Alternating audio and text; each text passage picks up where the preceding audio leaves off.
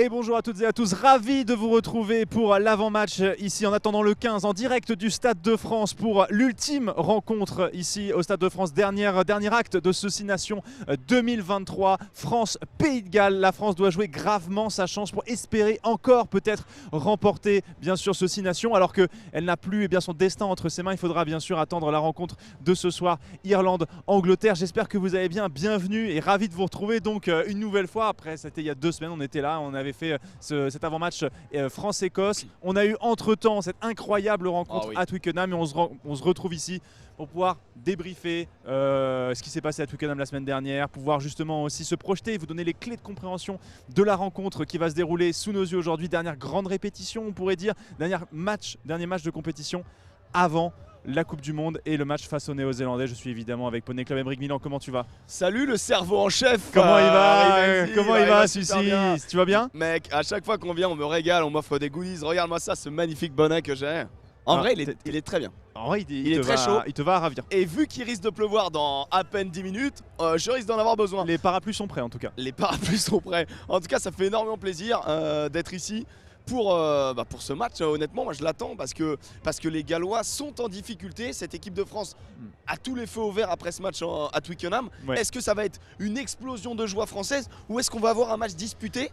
On va voir. Et c'est ça qui va être intéressant de. L'idée, ça va être quand même de pouvoir jauger aussi cette équipe du Pays de Galles qui, on peut le dire, est d'une certaine manière en reconstruction et en transition. Faire du neuf avec du vieux. Ouais, un peu. Ça. On va en parler. On va en parler justement. Bref, vous allez le voir. On va revenir aussi sur un peu l'expérience spectateur. On va aussi avoir l'honneur d'avoir Koumba Diallo, ancienne internationale française, qui va venir discuter un petit peu de son expérience, de son parcours et qu'est-ce que c'est qu'être aussi rugby woman professionnel. Avec en plus le tournoi féminin qui se débute la semaine prochaine. Exactement. Ouais. Donc franchement ça va être passionnant. Non, et puis le tournoi féminin c'est pareil, hein, l'équipe de France à un moment donné peut aller chercher le titre. Et il y aura en dernière journée de ce tournoi féminin le fameux crunch entre les vice-championnes du monde contre les quasiment championnes du monde de nos cœurs. C'est clair. Les françaises. Comment ils vont en tout cas dans le chat? Là on vous a dans le chat bien sûr, on est ravis de vous retrouver, ils sont beaux gosses. Alors sachez que oui vous nous trouvez beaux mais malheureusement sachez qu'on n'a pas... Sorry. Ah ouais non on casse le mythe tout de suite. Ah ouais on n'a pas remis le kilt, on s'est dit que ce n'était pas... ouais on est en fut.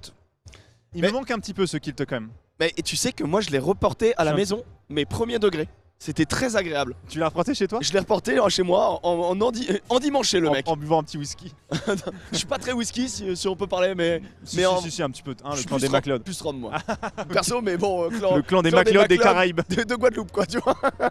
Je vois, j'ai l'idée. En tout cas, j'espère que vous avez bien écouté, vous avez la forme au taquet, merveilleux, on est très content de vous retrouver. Il y a du monde, hein, c'est beau. Hein. Ouais, rembourser, les mecs disent rembourser, ils sont pas en kilt. Alors sachez qu'on essaie de garder aussi en même temps un œil sur le match qui se déroule, le premier match de cette ultime journée du 6 Nations. C'est ce Écosse-Italie qui est en train de se jouer. L'enjeu, c'est notamment pour l'Italie, essayer d'éviter cette dernière place, même si actuellement ils sont... ils mènent, ils viennent de revenir au score justement 5-6 pour les Italiens. Donc, les Italiens sont devant. Les Italiens sont devant. Et ça sera le petit fil rouge de l'émission. Exactement, le petit plaisir. On y croit. En tout cas, sachez que rapidement, on a l'occasion, on va profiter d'être au Stade de France pour un peu vous expliquer l'expérience spectateur. C'est vrai que finalement, ce qui est chouette avec cette équipe de France, c'est que depuis que on a repris goût à la victoire un petit peu. Depuis quelques temps. Et tu sais quoi, ça correspond avec justement cette manière de redesigner un peu l'ambiance du rugby. Et justement, le Stade de France qui était réputé peut-être fut un temps un peu froid, mais honnêtement, moi pour l'avoir vécu en tant que spectateur, notamment lors de France-Argentine, et je te parle de stade il y a 2 ans, illumination, l'entrée avec, c'est tout ça qui a été avec les dalles, retravaillé, la musique, la Marseillaise qui passe a cappella au bout d'un moment. Parce que en vrai, les Écossais font ça très bien. On a repris l'idée, mais en vrai, ça rend trop bien. Et donc l'expérience spectateur, elle est géniale. On a une petite vidéo en vrai pour vous montrer. T'as tourné ça quoi pendant tes petites... Moi j'ai fait le montage rapide juste avant de prendre l'antenne quoi, tu vois, j'étais sur mon petit ordinateur et puis voilà. Non mais voilà, le show lumière qui a été mis en place, amélioré par la fédération pour avoir ce petit côté un petit peu sympa. Moi ce qui me fait à chaque fois un petit peu peur, c'est cet énorme panneau LED où les joueurs rentrent tu sais sur le terrain, tu te dis tu te dis que si tu glisses dessus et que c'est vraiment la blessure con quoi. C'est vraiment les mecs qui rentrent sur le terrain. Mais alors, on nous a donné l'information parce qu'on a posé. Ils ont mis de l'antidérapant dessus. Hop, il y a du vent là, il y a du vent. Il y a du vent. Ils ont mis de l'antidérapant dessus. Mais regarde les illuminations, c'est magnifique. Non, le trop petit jeu de stylé. lumière. L'ambiance, elle est folle. Et puis, franchement, au niveau de la musique et tout, je vais pas te mentir aussi, le Free From Desire quand il part. bon, on a envie de s'ambiancer fort. Le Frites From Desire. Le Frit From Desire, bien sûr, c'est belge à l'origine. Le stade beau, un stade rempli, c'est juste beau à voir. Mais ouais, mais la bonne ambiance. Et puis regardez comment c'est, c'est chouette. C'est très très chouette. Et donc nous en plus, il y a les feux d'artifice. Et pas mal, hein. Et la pyrotechnie, on n'en parle pas assez de la pyrotechnie, mais la pyrotechnie, ça a quand même envoyé. Mais honnêtement, je te jure, hein, moi je suis comme un gosse et je pense que les gosses sont tellement heureux de venir au stade. Enfin, toi, t'es un gamin du rugby, toi. Moi, je suis un gamin du rugby et je te jure que venir au stade, c'est quand t'as la chance de pouvoir le faire. Et c'est pour ça que c'est cool parce que l'équipe de France ne joue pas tout le temps au Stade de France non plus, tu vois, tu peux aller un petit peu. Voilà, on a vu que la France avait joué à Toulouse, la France a joué à Marseille, la France se déplace et ça c'est vraiment cool. Mais à chaque fois tu as une expérience et quand tu peux aller au stade pour encourager ton pays, il y a un petit moment d'émotion et quand tu es un gamin du rugby justement, bah le maillot du coq c'est le plus beau, tu vois. C'est sympa maintenant qu'ils aient passé la Marseillaise à Capella aussi. Tu vois, un peu comme à Murrayfield, le Flower of Scotland, même si le Flower of Scotland est très très très sympa quand même. Et rajoute de la cornemuse. Après ils ont une petite cornemuse, une petite Marseillaise à la cornemuse, mec. Une petite Marseillaise à la cornemuse, bah, c'est pas mal. C'est un peu de l'appropriation mais... Bon écoute, nous les Bretons, on est comme chez nous, on est comme chez nous. De toute façon, l'hymne gallois c'est le tien, donc pas de problème. Appropriation, moi j'ai un ami breton. J'ai un ami breton, j'adore les crêpes, bon ça va. Donc c'est parfait. Mais sachez que du coup vous avez vu, c'est un peu un show que vous avez, un show qui a été amélioré, redesigné donc pour chaque rencontre. Mais il y a aussi à chaque fois des spectacles qui sont pensés selon un peu les pays qui vont être accueillis. On avait eu... le pipe band la semaine dernière. Le pipe band écossais il y a 15 jours, ouais. Oui, il y a 15 jours, effectivement, pardon. Oh, tu sais, tout va tellement vite aujourd'hui dans le monde. Tout s'enchaîne. On a même taillé un costard à Twickenham aux Anglais. C'était nos spécialistes, on leur a fait ça bien. Petit costard chez eux. Hop là, un petit dessinateur. Vous la portez où? Vous la portez plus. Exactement. Et là, il y aura un groupe de danse galloise. Alors, on nous a dit que c'est traditionnel. À vous de juger. On nous l'a vendu traditionnel. On vous a enregistré les répètes. Alors ça manque peut-être de costume, on était en répète. Mais ça fait plus hip-hop que tradi. Hip-hop contemporain. Mais moi ça me va, Mais moi ça me va aussi, mais juste bon. C'est vrai que peut-être que tradi. À vous de vous faire votre avis dans le chat, vous nous dites. Regardez ces images, elles sont les images des répètes. Bon. Disons que j'ai vu ça ailleurs qu'au. Oui, voilà. Pas qu'au Pays de Galles quoi, tu vois, mais. C'est vrai. Ça me semble. Non, mais après, c'est. Après, c'est stylé. C'est stylé. Et il n'y avait pas de costume. Donc, à voir. Parce que moi, les festivals intercités de Lorient, je connais, si tu vois ce que je veux dire, quoi. Mais c'est vrai que j'ai rarement vu de la danse traditionnelle galloise comme ça. Mais pourquoi pas?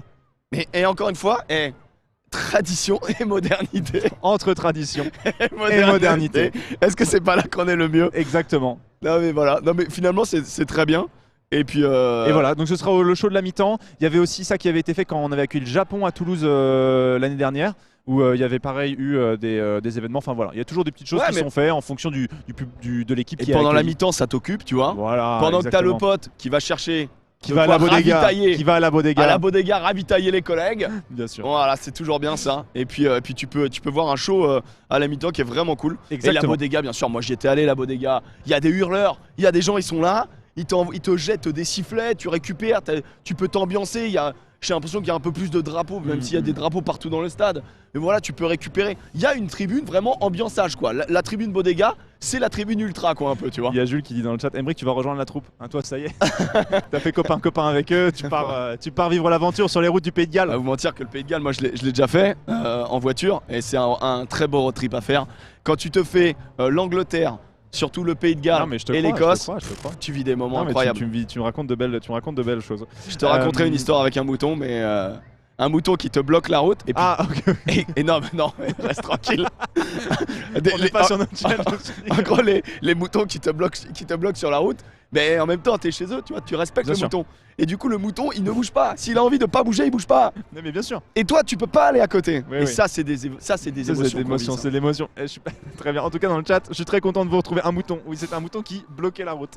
En tout cas, sachez que les préparateurs physiques sont en train de s'installer, notamment côté. Alors nous, on est côté gallois. On est côté gallois toujours. On observe et on donne les infos. Ce serait 15 bien que tu arrives à attraper le regard de Halloween Jones cette fois, comme tu avais fait avec. Halloween Jones, je m'y risque moins que Stuart Hogg, mais un petit Louis Rhys-Zammit. Oh, Louis Rhys-Zammit. Reese, we love you, Reese, but not too much. On peut essayer, bien sûr. Et en tout cas, ils sont en train de s'installer, préparateurs qui sont derrière en train de poser un petit peu les plots. Donc on vous tient un peu au courant, c'est cool de sentir un peu cette ambiance qui monte, les tribunes une nouvelle fois qui se remplissent. Et petit à petit, ça rentre et tout, petit à petit. Cool. Ouais, c'est vraiment là après, on est vraiment. On a 2h, 1h30 du match.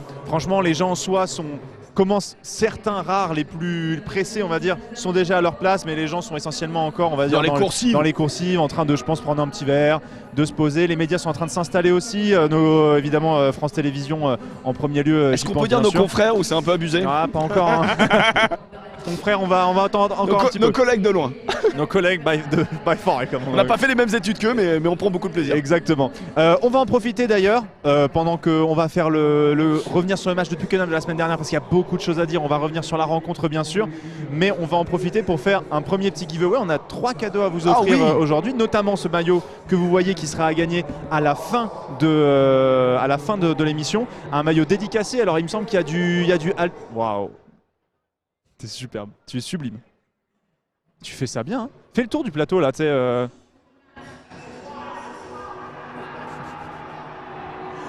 C'est superbe. Continue encore, fais encore un tour. Fais encore un tour.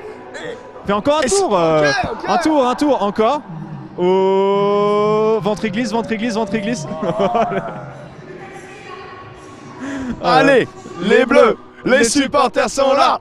Allez, les bleus, les supporters sont là. Et ils sont où? Ils sont là. Ils sont là. Ils sont où? Ils sont là.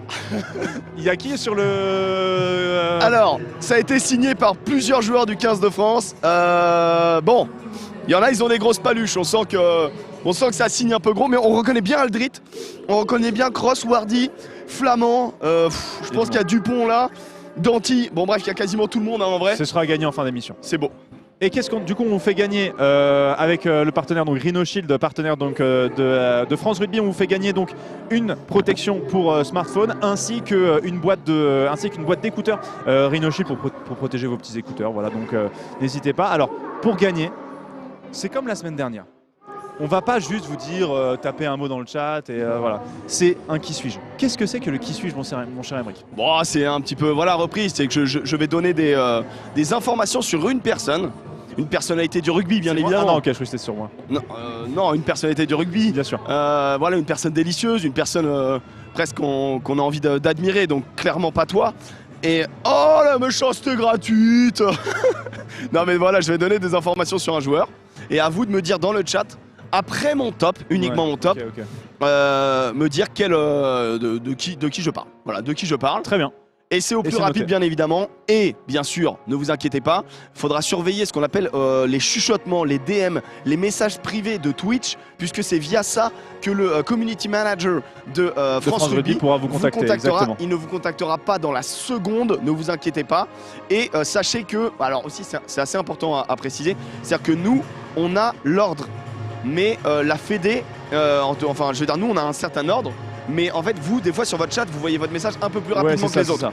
Donc ne vous inquiétez pas, soyez rapide en tout cas. Et ne vous inquiétez pas, on fait gagner quoi, le premier? On fait gagner les deux. Oh, mais quel amour. En fait, il y en a les deux premiers qui gagnent. Bah, c'est ça, les deux premiers win. Merci. Les deux premiers gagnent. Les deux plus rapides gagnent. Donc soyez bons. Qui suis-je? La bio d'un joueur. La bio d'un joueur, à vous de trouver qui c'est. À vous de trouver qui c'est. Attention, je peux jouer aussi ou pas? Oui, bien sûr. Je vous donne le top. Donc juste après le message de Cassie09, moi non plus. Alors, faut que j'arrête de recevoir des SMS par contre. Très bien, Cassie09. Je suis un joueur de rugby emblématique qu'on qualifierait de puissant. Un immortel, ce genre de joueur qui traverse le temps et pourtant, oh là là, niveau pénibilité, j'aurais bien le droit de prendre ma retraite puisque je joue à un poste très exposé en termes d'intensité et de combat. Numéro 15 donc. Un bon numéro 10. J'ai été nommé 2 fois pour le prix du meilleur joueur du monde. Waouh. Mais est-ce que j'ai... Je n'ai pas gagné. Ah. Mais j'évoque malgré tout aux joueurs et aux fans de rugby énormément de respect. Et vous me connaissez forcément. J'ai déjà joué 16 tournois du 6 Nations. Waouh. Ainsi que 4 Coupes du Monde. Et je pourrais bien en septembre prochain en France disputer ma 5e Coupe du Monde. Comment ça pleuvoir. J'ai énormément de sélections. Avec mon pays, mais pas que. Puisque j'ai eu l'honneur, et c'est un honneur, d'être appelé aussi avec les Lions britanniques et irlandais. Je suis d'ailleurs le joueur ayant le record du nombre de sélections avec 157. Je suis et dans quelques minutes, Halloween Jones. Vous êtes Halloween Jones. Exceptionnel. Oh, ça a mis du temps à sortir Halloween Jones. Hein. Halloween Jones, bien sûr. Je crois qu'on était pas mal du côté de peut-être de crêpes citron sucre, à voir s'il y a des gens qui sont arrivés avant. Il y avait c'est beau. juste Henri aussi qui a mis Jones. Alors fallait quand même mettre au moins Wyn Jones, quoi. Wyn Jones. Fallait mettre en entier quand même les copains. Très fort, très fort. Donc les deux premiers évidemment. Alors que évidemment la pluie commence à s'abattre ici sur le Stade de France, bien sûr. Protéger le maillot. On va se régaler, on va se régaler. Oh, c'est ça aussi hein, le rugby. Hein. Le rugby c'est plaisir. T'en as un toi Ouais j'en ai un mais je sais pas, moi j'aime bien la pluie, ça me dérange pas. Mec, enfer. Ah bah, mais en vrai ça va quoi. Bon. Non vraiment ça va pas mec. Oh ça va être énorme. Alors on peut vous donner l'information, le terrain sera humide. Oh Kumba. Incroyable, il y a Kumba Diallo qui vient. Oh, il va falloir. Alors là pour le coup elle aime pas la pluie. Kumba Diallo qui nous rejoint bien sûr, notre invité. Kumba Diallo, qu'est-ce qu'il est galant on va ramener un autre. Merci Kumba Diallo d'être avec nous. Alors on s'installe évidemment. Il a commencé à pleuvoir là donc. Attends j'en ai un autre. Tiens, si tu peux juste, on se décale un tout petit peu. Allez go. Décalez-vous. Kumba Diallo qui est courageuse de venir avec nous. Alors vous aurez un parapluie chacun si vous voulez. Tenez non mais attends, c'est bon. Non mais attends, avec plaisir moi. Mais moi je pouvais tenir vraiment avec grand plaisir. J'ai rêvé de faire ça. J'en ai un. T'as rêvé de. Ben en vrai moi je trouve ça bien. Je trouve ça cool. Tenir, tu vois. En tout cas, on a le plaisir d'être avec Kumba Diallo, ancienne internationale française qui a pris sa retraite retraite internationale, attention, ça joue toujours. Il y a peu. Joueuse au Stade Français Paris. Comment est-ce que ça va, Kumba? Ça va très bien, merci. Très bien. Merci d'être avec nous, en tout cas. Justement, on a la chance de t'avoir pour parler un peu de ton expérience aussi de rugby. Notamment, tu as remporté ce Six Nations. D'ailleurs, une fois aussi, c'était en 2014, si je ne m'abuse, avec notamment un match. Alors, on va parler de ce qui s'est passé à Twickenham, mais toi aussi tu avais battu les Anglaises qui étaient à ce moment-là ultra favorites et qui sont toujours une nation évidemment majeure. Nation majeure au niveau féminin, vraiment presque même, ça a été une surprise pour moi, je vais te dire, qu'elles ne gagnent pas cette Coupe du Monde, mais tant mieux on va se dire. Ouais, elles étaient quand même ultra, je sais pas ce que t'en penses Kumba, mais ultra favorites. Elles étaient ultra favorites de la Coupe du Monde. Et toi du coup tu as ce souvenir en 2014, vous commencez par l'Italie en 2014. Vous commencez par l'Angleterre. Ouais. Vous commencez par l'Angleterre en ouverture, avec une grosse équipe en face, quoi. Exactement, on avait vraiment une très très grosse équipe. À chaque poste, on avait vraiment des gros potentiels et on a des vraies joueuses. On se dit Angleterre, on va charger, comme d'hab quoi. Le lendemain on va être fatigué. Donc du coup c'était à Grenoble, c'était la première fois qu'on jouait dans un grand stade. Et donc du coup on joue, je crois qu'on mène 10-0 à la mi-temps. On se regarde, on se dit non mais on va le faire les filles, on va battre les Anglaises. Et à la fin on les bat. Voilà, je crois que c'était mon meilleur souvenir rugbystique, je pense. Ouais. Et attends, c'est incroyable, ça. Quand David bat Goliath, c'est fou, quoi. Ouais. Et dans les vestiaires, on se regarde, on se dit, on a battu les Anglaises, mais il n'y a pas moyen, on va chercher le grand chelem. Ah bah ouais. Ah bah là c'est vraiment tout gâché derrière, quoi. Exactement. Si tu vois les Anglaises et que tu vas pas au bout, c'est terrible. Ah non, mais c'est clair, hein. Pour le coup, c'était un truc, c'était vraiment un truc de fou. Et du coup, après, vous l'avez pas remporté ensuite, du coup, depuis ce tournoi? Les Anglaises? Enfin, vous, le Grand Chelem, si, après du coup on l'a remporté en 2018. Okay. Mais moi j'ai fait juste un match parce que j'étais blessé après. Mais du coup ça compte, hein? Oui, ça compte. Ouais, ça marche, là. J'ai joué l'Irlande. Alors du coup, là on joue le Pays de Galles, mais du coup peut-être que pour les gens qui suivent moins le rugby féminin, c'est vrai que le Pays de Galles c'est pas forcément une grosse nation chez les filles. Alors que l'Angleterre c'est très costaud, le Pays de Galles c'est en général moins un adversaire qu'on redoute. Ouais, exactement. La plus grosse équipe à redouter, c'est les Anglaises. Après, les Galloises augmentent de niveau d'année en année, mais c'est vrai que c'est pas forcément une équipe à redouter. Mais après, il faudrait pas les prendre à la légère parce que je me rappelle, je sais plus quelle année, on avait déjà perdu chez elles à la dernière minute, donc voilà, faudrait quand même les respecter un minimum, je pense. Mais ça, moi, j'ai tendance à dire qu'au rugby, normalement, le plus fort gagne. Sauf si tu respectes pas le plus faible. Ouais, c'est exactement ça. Et ça, c'est quelque chose de très important. C'est-à-dire que vraiment, par contre, comme c'est un sport de combat, légiférer avec un ballon de rugby bien évidemment, hein, calmons-nous, mais ça reste un sport de combat. Si à un moment donné tu respectes pas ton adversaire, tu te fais largement surprendre parce que ça veut dire que t'es pas là au niveau de l'intensité et au rugby ça pardonne pas. Alors bien sûr, je le rappelle pour ceux qui nous rejoignent sur le live, nous l'avant-match en attendant le 15, on se fera, alors on ne diffusera pas le match ici parce qu'évidemment ce sera sur France Télévisions. En revanche, nous on fera sur ma chaîne la viewing party évidemment de France Pays de Galles sans les images. Vous irez voir du côté de chez France Télévisions. Kumba d'ailleurs c'était assez intéressant parce que je voyais une interview de toi et tu parlais justement que toi tu as connu le rugby féminin avec les premiers contrats professionnels. C'est-à-dire que tu as quand même connu le moment où tu t'entraînais presque comme une pro, avec des entraînements quasiment tous les jours, mais sans avoir ce statut-là, quoi. Donc vraiment en enchaînant le travail plus Plus le travail. plus le deuxième travail qui était joueuse de rugby. Oui, exactement. Le rugby était une passion dans un premier temps. Après, c'est vrai que c'était assez compliqué en termes d'organisation. C'est qu'il y a des filles qui se levaient à 6h, 7h du matin pour faire la séance. Et ensuite aller au boulot, le soir repartir au travail. C'était des années assez compliquées, mais après on le faisait pour le maillot et pour nous c'était normal en fait de faire ça. En fait on a toujours connu ça et donc du coup pour nous c'était normal et c'était pas forcément quelque chose d'assez de choquant. Après c'est vrai que quand les contrats sont arrivés, un changement de vie. Hein. Tu m'étonnes, hein, ça devait être en mode ça devait être. Changement de vie, tu te lèves à 10h, tu vas à la muscu, tu attends de récupérer. En termes de rythme, de travail, de récupération, ça n'a rien à voir et tu performes mieux sur le terrain et tu te sens mieux. T'as senti en fait la différence directe en mode bah dis donc. Ouais, c'est ça, ça change. Après, ouais, tu peux bosser ton rugby et forcément t'évolues ton. En fait c'est presque du donnant-donnant dans le sens où forcément si t'es plus fort et bah du coup le rugby féminin se développe et donc à partir de là ça joue mieux. Si ça joue mieux ça donne encore plus envie à des filles de jouer au rugby et c'est un cercle vertueux. C'est où que le rugby féminin a le plus progressé ces dernières années selon toi En termes de nation? Pas forcément en termes de nation, en termes de compartiment de jeu, est-ce que c'est la partie physique ou plutôt tactique où les filles ont plus progressé? Je dirais physiquement, je pense. Physiquement, je pense, parce qu'on s'entraîne plus. On a de plus en plus de bonnes joueuses. L'aspect physique est très important maintenant dans le combat. Avant, on était un peu plus sur l'évitement et là, des fois, tu rencontres des nations où tu vois que des grands d'un 80 assez musclés. Je pense que physiquement, ça a beaucoup augmenté. C'est un peu bizarre. Toi, en plus, tu as suivi beaucoup la Coupe du Monde féminine Moi, j'ai adoré. Cette année. En termes de nation, c'est vrai que nous, la France, on a toujours eu cette réputation quand même d'avoir tactiquement, d'être dans l'évitement, etc. Alors d'être un peu plus, entre guillemets, sans faire offense, mais d'être un peu plus faible physiquement, d'être un peu plus petit, moins gaillard. C'est vraiment un projet qu'on avait, nous, avec les coachs. C'était, nous, on voulait un peu des coureux, c'est pas forcément des plus gaillards. Donc, vous avez échangé avec le coach externe. Bon, nous, on va éviter d'avoir des énormes marmules devant. Non, c'est vrai, ils voulaient vraiment des profils coureux, que ce soit de la numéro 1 à la numéro 15. Bah toi en plus toi tu joues donc flanqueur, troisième ligne, donc forcément c'est le poste le plus hybride, le plus proche du 7 aussi, où toi quoi qu'il de toute manière, t'étais concerné dans le fouet de coureur. Exactement.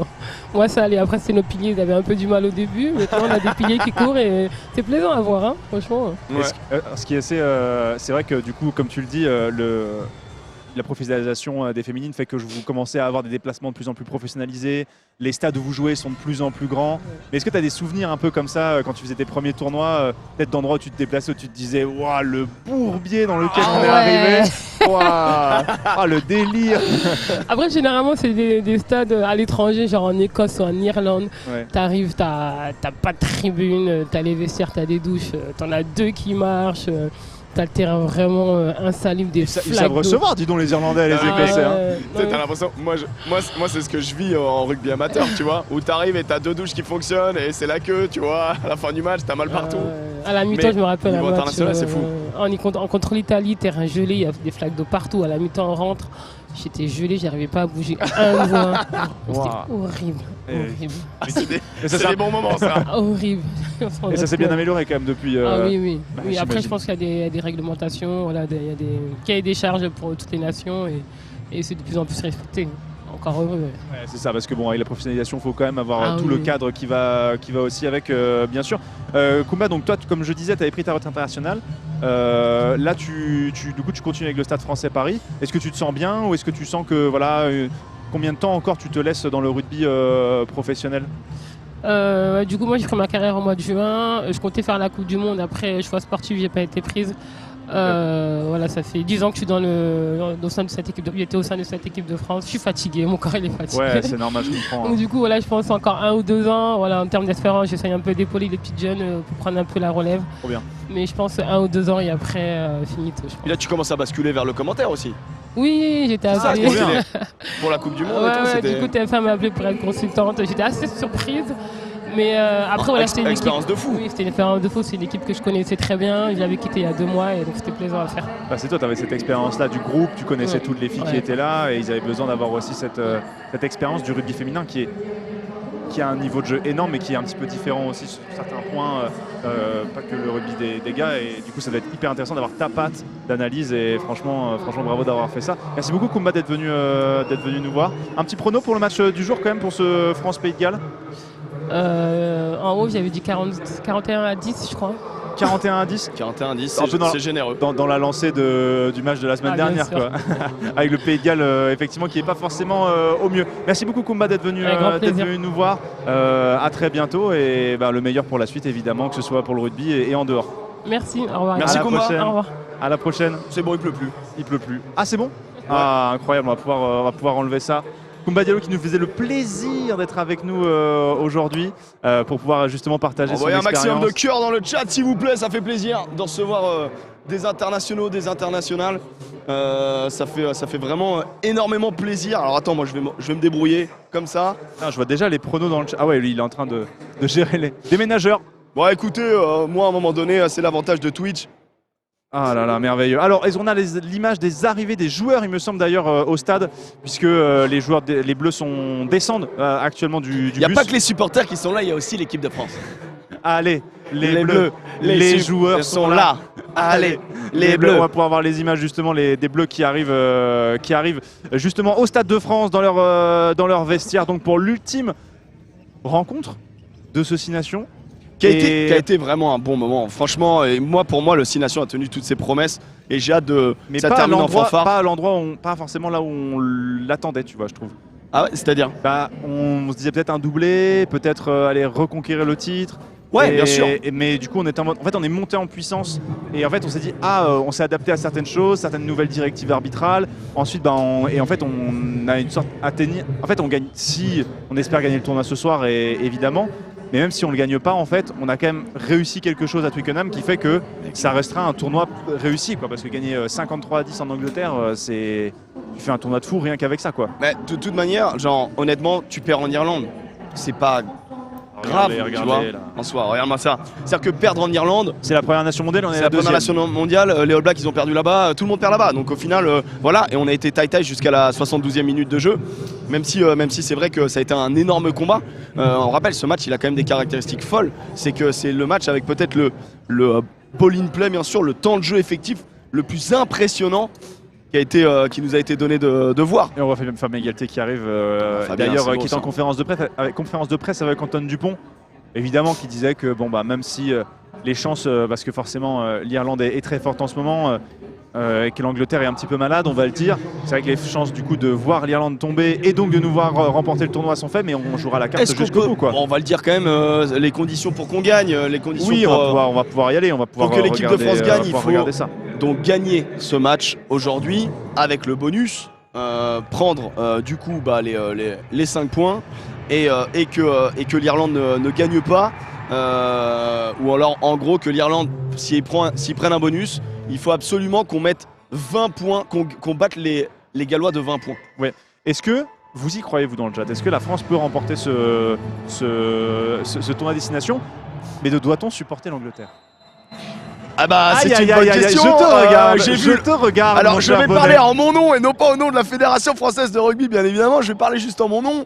J'avoue que la une de l'équipe ce matin, comme en England, moi je vote. Un petit peu hérisser les poils. Moi je suis pas de cette génération-là.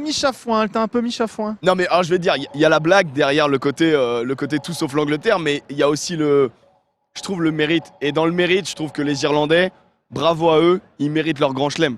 Franchement, je suis désolé, ils ne galvaudent pas la première place mondiale. C'est du très beau rugby, c'est du rugby très puissant. Et donc du coup, moi j'y crois tellement pas à la victoire anglaise là-bas que je vais pas me forcer et m'incarner en tant que supporter de l'Angleterre alors que c'est vraiment au plus profond de moi-même ce que je ne suis pas. Tu n'as pas envie de montrer autre chose. Mais donc on vous a montré les différentes conditions. Voilà, il faut espérer en tout cas une défaillance anglaise à un moment donné pour espérer. Une défaillance irlandaise, pardon. Et un upset anglais pour l'emporter. Une très belle performance à ce moment-là. Donc, je vous propose quand même qu'avant qu'on se lance directement sur ce Pays de Galles là, rapidement un point sur ce Écosse-Italie avec l'Écosse qui mène actuellement 12-6. Et nous, on va se replonger notamment un peu sur le tournoi. Justement, qu'est-ce qui s'est passé, voir un peu le classement actuel justement de ce tournoi du 6 Nations, voir où est-ce qu'on en est, où sont justement les Écossais, les Italiens, mais aussi évidemment l'équipe de France par rapport à cette équipe d'Irlande. Voici le classement avec évidemment une Irlande qui est en tête, ultra solide. Et qui nous inquiète parce qu'il y a la Coupe du Monde qui arrive, on croise avec leur groupe à la Coupe du Monde et on se dit forcément ça va être si on tombe contre eux parce qu'eux ils sont dans le groupe des Sud-Africains et de l'Écosse. Bah, en fait, c'est simple, c'est que le tirage au sort de la Coupe du Monde a été fait il y a 2 ans. Ouais, c'est ça. Et du coup, à cette époque-là, le classement mondial était différent. Aujourd'hui, il s'avère que les 5 meilleures nations mondiales, d'après le classement IRB, donc le classement mondial, s'avèrent être dans la même partie, à savoir dans notre poule les Néo-Zélandais et dans la poule B, avec laquelle on croise en quart de finale, l'Afrique du Sud, championne du monde en titre, l'Irlande, nation numéro 1 mondiale, l'Écosse, nation numéro 5 mondiale. Donc c'est vrai que là, on va avoir des chocs. Mais dès les phases de poule, honnêtement, des chocs incroyables dès les phases de poule. Ça, c'est un peu habituel, mais un choc monstrueux digne d'une finale en quart de finale, c'est un peu plus rare. Et cette Coupe du Monde, c'est pour ça qu'elle va être passionnante et c'est pour ça qu'il faudra être prêt très très vite. Il faudra être prêt vite pour cette Coupe du Monde. En tout cas, les Irlandais sont bien devant. L'Italie qui lutte justement pour essayer de s'extirper de cette dernière place, alors que bon, ils n'ont pas démérité, mais malheureusement, ils n'ont pas réussi face aux Gallois la semaine dernière à tirer leur épingle du jeu. Bref, on verra ça. Résultat aussi, on va revenir du coup sur cette équipe de France, sur les résultats précédents, bien sûr, avec en point d'orgue cette victoire à Twickenham 53, ce match historique qu'on a commenté ensemble du coup sur ma chaîne la semaine dernière. C'était vraiment, mec, c'était incroyable. Tu vois, 53 à Twickenham, je n'y croyais pas. Non mais c'est démentiel. C'est les matchs où tout va où tout fonctionne. C'est vraiment le genre de match où on l'a revu à froid, hein, parce que c'est important de revoir les matchs à froid aussi pour fournir une meilleure analyse, puisque comme ça on n'a pas l'émotion du stress, du score et du résultat. Mais à froid, tu vois que le match, tout fonctionne. En fait, c'est une équipe de France retrouvée qui annule totalement les espoirs anglais qui sont en reconstruction, faut le dire. Mais voilà, c'est le retour de Danty et qui nous a fait un bien de fou et on l'a senti dans le groupe, quoi, et tu vois. Qui du coup nous ramène. En fait, c'est un élément important de notre manière de jouer, à savoir la prise du centre du terrain très fort. Et du coup, on a des porteurs de balles que sont Willem C ou Winnie Antonio qui n'était pas là et Danty. Et quand on n'a pas ces joueurs-là qui sont des éléments importants dans notre manière de jouer au rugby, forcément, on doit trouver d'autres solutions. Donc la France a trouvé d'autres solutions, notamment contre l'Écosse, qu'on avait vu, voilà. Mais on avait l'impression de un peu plus subir les matchs. Contre l'Angleterre, personne n'a eu cette impression. Et surtout qu'on a eu, je trouve, au-delà du coup du travail de Danty, c'est même notre troisième ligne qui a fait un match de fou furieux. Aldrit était de tous les combats, c'était délicieux. Aldrit était vraiment énorme. On pourra revoir d'ailleurs les images du match. Aldrit avec Cross et Olivon. Ah ouais. Mec, ils ont tous des stats de fou. Je crois que c'est 13 plaquages pour Cross et je crois que c'est quasi 100% de réussite sur les plaquages. On a Aldrit qui fait, je sais que t'aimes pas cette stat, mais les 93 mètres de ballon en main pour un troisième ligne, ça reste quand même impressionnant. Et 2 essais pour Olivon, au-delà de tout le travail de sable qu'il a fait bien sûr en tant que flanqueur. Non mais ça a été clairement un match XXL de notre troisième ligne. Et oui, j'aime pas cette stat parce que c'est les stats de ballon porté. Et quand souvent les numéros 8, et je parle pas que d'Aldrit, je parle de tous les numéros 8 qui ont cette stat, souvent tu es en couverture. Donc tu remontes les ballons avant d'atteindre la ligne d'avantage. Donc du coup pour moi, c'est une stat un peu galvaudée pour les numéros 8 ou pour les arrières. Tu vois ce que je veux dire? C'est souvent eux qui ont ces grosses stats, mais parce qu'ils remontent le terrain. Donc forcément, faut voir plutôt à quel moment dans le jeu courant, je trouve que c'est... Bref. C'est des éléments de je comprends ce que tu veux dire, mais moi j'avoue qu'elle mettait quand même bien en avant. Je trouve qu'elle domination. Et en fait, il y a aussi la stat d'un côté, mais aussi l'impression visuelle de l'autre. Et en fait, je trouvais que cette stat-là, elle traduisait cette capacité à franchir cette défense anglaise, et souvent par le biais d'Aldrit qui a relevé tellement de ballons sur les rucks et tout. À chaque fois il relevait le ballon en sortie de mêlée, c'est lui qui reprenait le ballon aussi pour avancer. On fait 9 franchissements dans le match, tu te dis, et notamment il y en a eu d'Aldrit, tu te dis c'est impressionnant. En fait, ce qui a été assez fort dans cette équipe de France, c'est le rythme imposé aux Anglais. Et en fait, les Anglais ont eu le capot ouvert très vite. C'est-à-dire qu'ils n'allaient même plus contester les ballons. Donc ils ne ralentissaient plus nos ballons. Et donc à partir de ce moment-là, quand tu relèves un ballon et que tu gagnes des mètres, et ta défense recule et est obligée de reculer sinon tu es hors jeu. Et donc soit tu les mets à la faute, soit tu les pénètres. Et à partir de là, une fois que tu pénètres cette défense, on a des joueurs tellement talentueux que derrière, tu sais jouer les offloads, c'est français presque, tu vois, en termes de stats. Donc c'était une régalade. En tout cas, c'était une régalade.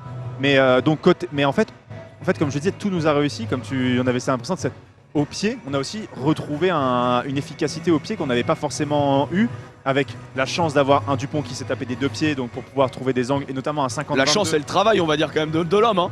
Ah non, mais la réussite, bien sûr. Mais pour moi, la chance, ça n'existe pas dans le sport de haut niveau. C'est que tu forces cette chance. La réussite, non, mais j'ai bien compris. Je voulais pas te mettre dans une sauce quelconque. Non mais oh, t'es plus balèze que moi, tranquille. Attention, Tranquille. attention. Eh, Non, mais on fait partie de la même équipe. camaraderie, bien sûr. toujours. Camarade, bien sûr, Bien sûr. l'amitié. Mais non, ce que je veux dire, c'est que en termes de coup de pied, enfin, il y a des gens qui mettaient dans le chat Penaud avec des cœurs, mais, Ah, le coup de pied de Penaud. mais le coup de pied de Penaud, il restera gravé dans ma mémoire, hein, Et franchement. je vais te dire, moi les mecs Mec. qui tapent dans un ballon en les jetant en l'air, moi ça reste vraiment mais dans mes veines, en Si intraveineuse. vous vous souvenez, le coup de pied de Penaud, il me rend mais fébrile quand il le fait. Et quand je vois où il tombe Il a, dans le coin il a un adverse. bon coup de chausson quand même. Ah ouais, vraiment. Éléphant. En tout cas, il y a 72% des gens, malheureusement, qui ne voient pas la France s'imposer. Mais en fait, on peut les comprendre avec ne le pas contexte gagner actuel. le tournoi, en vrai, quand t'es tributaire d'une équipe d'Angleterre qui vient d'en prendre 50 à la maison face à la meilleure nation mondiale à domicile qui doit absolument battre leur ennemi juré à eux, Tout à fait. ah c'est vrai que les gens, il y a 30% de rêveurs et bravo. Et bravo, faut savoir Il faut rêver. rêver, il faut savoir rêver. C'est eux qui donnent l'espoir aussi. Mais Ça, bon, c'est vrai. ça reste du rêve. Ça reste du rêve. Mais on le sait, les Français, en tout cas les joueurs français, resteront dans le stade en cas de et attendront le résultat final Bien sûr. de ce tournoi parce que ils recevront le trophée s'ils sont champions. En fait, c'est ça, c'est-à-dire que ils sont. De toute façon, on a un peu discuté pour savoir comment ça se passait, le protocole, etc. Parce que évidemment, le monde existe où bah il y a une contre. Enfin, Bien sûr. évidemment, ça arrive, c'est le sport. Bah, c'est le sport. Et donc, on nous a expliqué que de toute manière, il y a toujours des repas protocolaires après les matchs et ce genre de choses qui sont toujours liées à ça. Mais là, ils vont devoir La petite carrément. collation, du taboulé, de bout de pain, on connaît. Très certainement, oui. Très j'imagine. certaine. Bon, Ici, enfin, C'est moi, le je style pense de la que maison. c'est comme ça que ça se Ouais. passe normalement. Oui, oui, bien sûr. Et Il reste du camembert. Enfin, tu vois, tu connais quoi.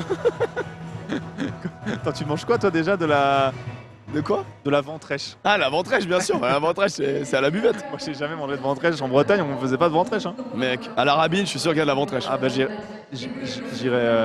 demander. J'irai voir à la rabine la prochaine fois.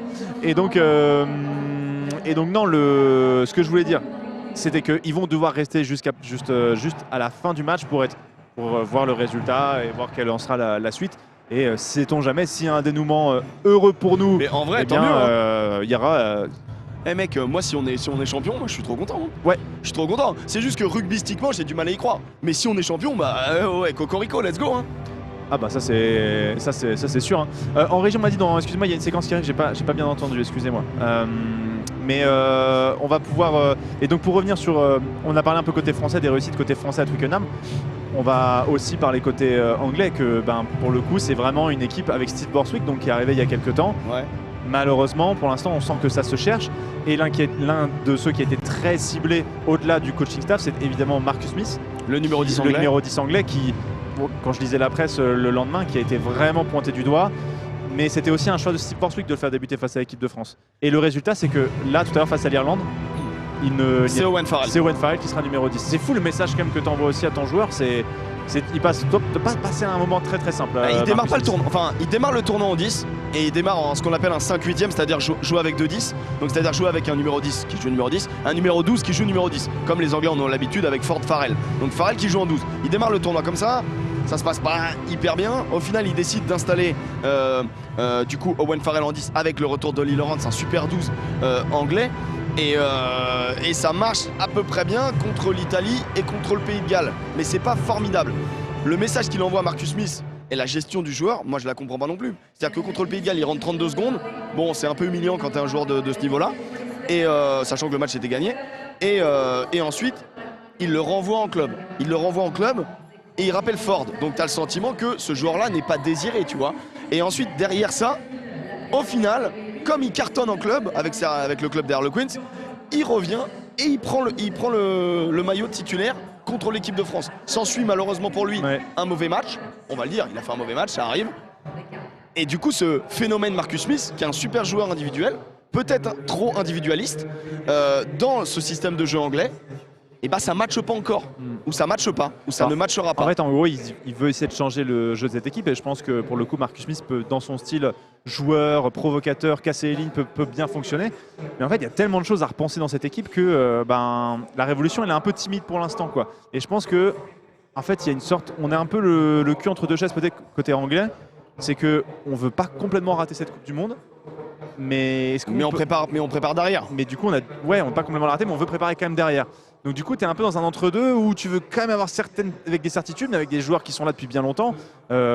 Et d'autres où tu te dis, il faut renouveler quand même, et c'est difficile. En fait, ce qui est hyper dur pour l'Angleterre, c'est que ils restent finalistes de la dernière Coupe du Monde. C'est-à-dire que c'était une génération qui était amenée à leur prime pour cette Coupe du Monde 2019.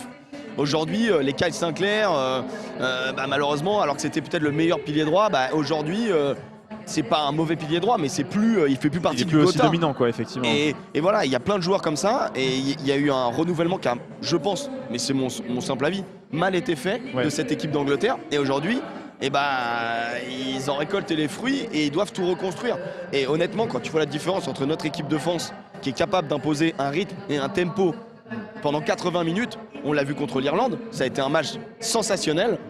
Et là, on l'a vu, quand tu répètes ces efforts-là contre l'Angleterre, l'Angleterre finit capot ouvert. Donc aujourd'hui, il y a une telle différence entre le top, allez, on va dire le top 4 mondial et le reste, que les Anglais ont du chemin.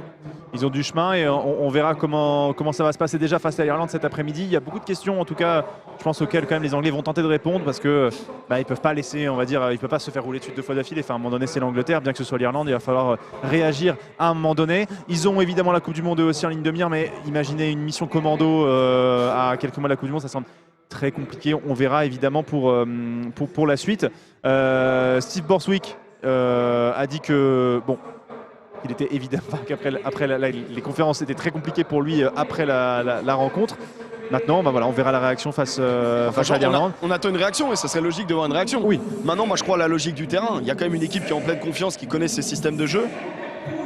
Et donc une équipe avec d'excellents joueurs, peut-être le top mondial. Ils ont retrouvé leur Furlong, ils ont retrouvé Gibson Park. Les Irlandais aujourd'hui pour aller. Alors Ringrose sera pas là, McCloskey sera pas là. Ils ont remplacé par Henshaw et Bundyaki.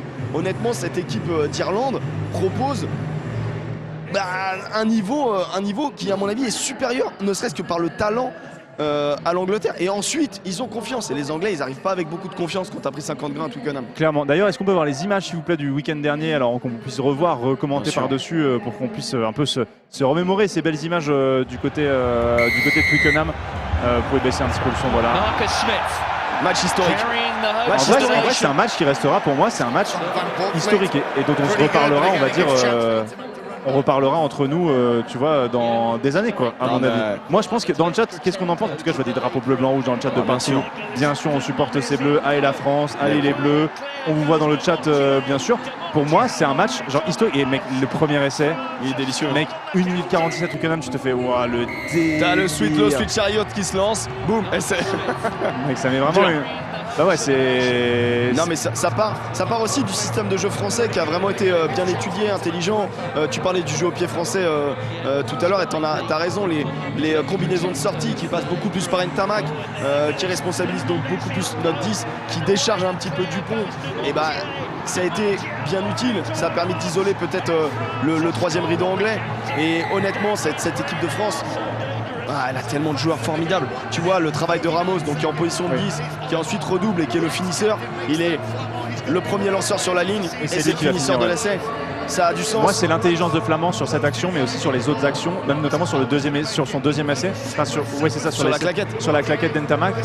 Comment est-ce qu'il arrive à suivre le coup d'œil de Dupont, évidemment automatisme avec Ntamak, et comment lui suit le truc, quoi, tu vois. En fait, c'est vraiment ces joueurs-là qui ont un QI rugby qui est supérieur à la moyenne des joueurs de rugby. C'est normal. Tu vois, je trouve que ça aussi, ça valide d'une certaine manière le travail du coaching staff qui dit, ils avaient fait une conférence sur le sujet où ils expliquent, on ne fait pas travailler séparément les avants et les arrières, quoi. Et du coup, le fait de faire travailler toute ton équipe en même temps, tu crées des automatismes et tu délies pas les deux parties en fait de ton équipe. Hyper important au rugby de coordonner. C'est le sport collectif où il y a le plus de joueurs sur le terrain. T'as 15 gonzes. Tu as 15 joueurs, donc 15 joueurs, il faut les coordonner avec donc des systèmes de jeu et avec ce qu'on appelle du mouvement général. Et sur ce mouvement général, il faut savoir comment se placer, où se retrouver. Et après un lancement de jeu où souvent c'est assez stéréotypé, et sur les 2e, 3e, 4e temps de jeu, il faut savoir où se placer. C'est là où interviennent les systèmes. Et c'est vrai que cette équipe de France, le fait de travailler avant et 3 quarts ensemble, bien évidemment, sur ce genre de système, c'est hyper utile parce que tu sais où te placer, tu sais exactement où va être ton copain. Et pour ce genre de réactivité, tu sais sur qui tu devrais tomber normalement, tu vois. C'est ça. Ah, il y a depuis le début qui dit on dirait que Galtier avait plus ciblé le match contre l'Angleterre que celui de l'Irlande. Je pense que Il l'avait annoncé. Il l'avait annoncé dès le début du tournoi parce qu'en fait Twickenham c'était important dans le sens où Ça faisait longtemps qu'on n'avait pas gagné là-bas. et qu'en fait c'était le terrain où l'équipe de France sous l'ère Galtier n'avait pas gagné. On n'avait pas encore gagné à Twickenham sous l'ère Galtier. Mais ouais. Non mais c'était. Parce qu'on perd à l'Autumn Nation Series. Enfin tu vois. C'est ce match, gagne pas là-bas. 20-20 justement où t'as une prolongation, le match Oui. assez fou hein, avec notre entre guillemets équipe développement, équipe bis, mais équipe très solide qui avait joué à ce Ouais, moment-là. exactement, tout à fait. Et franchement, c'est une super régalade. Donc oui, c'était marqué. Et moi, je pense qu'au-delà de ça, je sais pas si c'était volontaire de la part du staff, mais ça on commençait à rentrer dans une phase. Le supporter commençait à être soit exigeant, à raison, parce que cette équipe de France nous servait du caviar, mais un peu en attente de cette équipe de France. Tout à fait. Et ce match-là, même malgré la belle victoire contre l'Écosse, qui a été une victoire difficile, mais une belle victoire contre cette équipe d'Écosse, eh ben, il nous manquait quelque chose. Oui. Et là, cette victoire, et bon, bah j'allais employer d'autres termes, mais bon, je vais m'arrêter à victoire en Angleterre. D'énormes victoires. Ouais, cette énorme victoire, et bah ça nous a tous redonné tellement de cœur derrière cette équipe. Je dis pas qu'on n'était plus derrière cette équipe, mais je dis que quand tu bats les Anglais, chez eux et avec cette manière-là, forcément tous les supporters sont derrière cette équipe de France magnifique. Ouais, pour le coup, ça restera en tout cas un énorme souvenir déjà de 2023. Alors bien sûr, il y a la Coupe du Monde, là, voilà, on le parlait justement de cet essai de Thibaut Flamand. C'était son deuxième, voilà, la claquette de Ntamak. Tout est hyper bien joué, bien ouais, évidemment la franchement, c'est communication, Dupont Ntamak, deux joueurs du Stade Toulousain, ça communique fort. Ah, c'est fort. Et on le voit, il leur a fallu un regard. Si vous revoyez le match, je vous invite à voir, il y a une communication d'Ntamak qui appelle, je pense, la combi. Dupont qui lève une seule fois la tête pour voir si la zone est libre. Et à partir du moment où Smith se dégage de la zone pour aller habiller l'extérieur, il la met au meilleur des endroits. Et puis ça fait un essai qui est magnifique, quoi. Et c'est magnifique donc pour ces Bleus qui se sont imposés. Donc 53 à 10. Et là, regarde le petit essai de malin là. Ça c'est Charles, du QE rugby.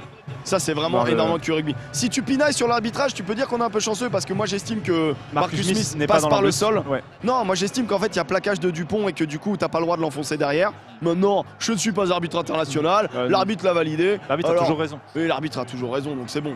L'arbitre a toujours. Mais il n'empêche que le QI rugby de Charles Olivon sur cette action est délicieux et c'est un petit bonheur. Alors selon vous d'ailleurs, on va en profiter. Selon vous, qui est le bleu de la semaine dernière? Est-ce que c'est Thibaut Flamand qui a été, on l'a dit, Oh là là, énorme? Est-ce que c'est phénoménal. Grégory Aldrit aussi qui aura été De tous les combats. monstrueux? Est-ce que c'est Antoine Dupont qui banalise l'exceptionnel à toutes les rencontres, Ou on va Thomas dire? Ramos qui avait été l'homme du match décerné par le 6 Nations. Tout à fait. Ou Thomas Ramos aussi qui a fait un bon match, qui a lui aussi su transpercer le rideau anglais. On l'a vu en plus notamment sur le premier essai. Donc selon vous, on met un petit sondage dans le chat. Qui était le bleu selon vous du match la semaine dernière? Alors je vois beaucoup, il y a du Aldrit, il y a du Flamand, il y a du Thomas Ramos. Flamand, mais Flamand vient d'en parler en même temps. Mais Aldrit pour moi a vraiment été super fort aussi, quoi. Moi, à chaud, j'avais mis Flamand.